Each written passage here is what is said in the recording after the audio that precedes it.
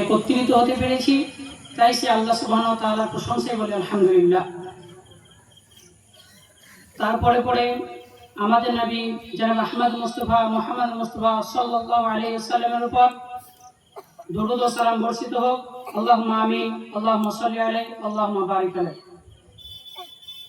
শ্রদ্ধেয় সম্মানীয় এই সভার সভাপতি মহাশয় এবং উলামায়ে কেরামগণ এবং আমার সামনে বসে থাকা দ্বীনী এবং মিল্লি ভাইরা, আমাদের মাওলানা সাহেব এলান করলেন যে বিষয় হচ্ছে সমাজ সংশোধনে আমাদের কি করণীয়। আমরা 5 মিনিট ভূমিকা স্বরূপ একটি জিনিস শুনে নিই। আমরা সকলেই দাবি করি যে আমরা মুসলিম, এবং আমাদের আরেকটি বিশাল বড় দাবিদার আছে আমরা দাবি করি যে আমরা আহলে হাদিস, অর্থাৎ আমরা কোরআন হাদিস মান্য করে চলি। কিন্তু আমরা এই কোরআন হাদিস এবং আহলে হাদিস এবং মুসলিম হওয়ার এর কি দায়িত্ব, এর কি কর্তব্য, আমরা এই জিনিস কিন্তু আমরা সকলে ভুলে গেছি। এবং আমরা ইসলামের হুকুম বাদ দিয়ে, ইসলামকে ছেড়ে দিয়ে আমরা অন্য কিছুতে আমরা সম্মান ইজ্জত আমরা কি করছি সেখানে খুঁজে বেড়াচ্ছি।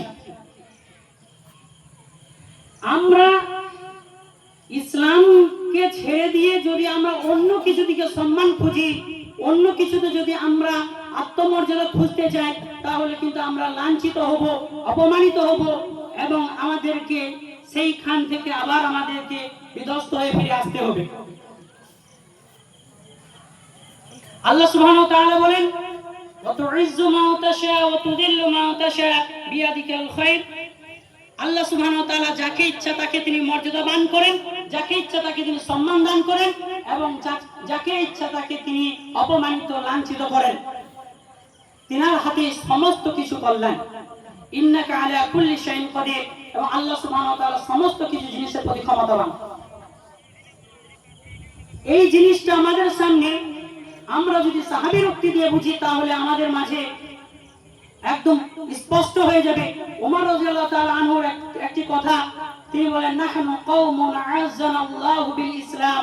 আমরা এমন এক জাতি, আমরা এমন এক সম্প্রদায়, আমরা ইসলামের মাধ্যমে আমরা সম্মানিত হয়েছি। ফামাহমা ইবতাগাইনা আল-ইজ্জাতা গায়রা। আমরা যখন ইসলামকে ছেড়ে দিই, ইসলামের কানুনকে ছেড়ে দিই, আমরা যখন অন্য কিছু জায়গাতে সম্মান ইজ্জত খুঁজেছি, তখন আল্লাহ সুবহানাহু ওয়া তাআলা আমাদের কি করেছেন, লাঞ্ছিত করবেন এবং আমাদেরকে অসম্মানীয় করবেন।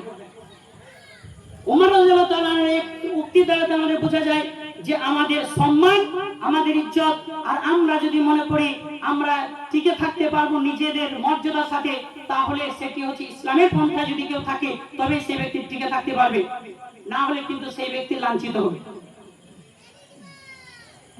এই ইসলামের দাওয়াতের জন্য আল্লাহ সুবহানাহু ওয়া তাআলা আদম আলাইহিস সালামের যুগ থেকে নিয়ে মুহাম্মদ সাল্লাল্লাহু আলাইহি ওয়াসাল্লাম পর্যন্ত প্রত্যেকটি জাতির কাছে একটি করে নবী প্রেরণ করেছেন।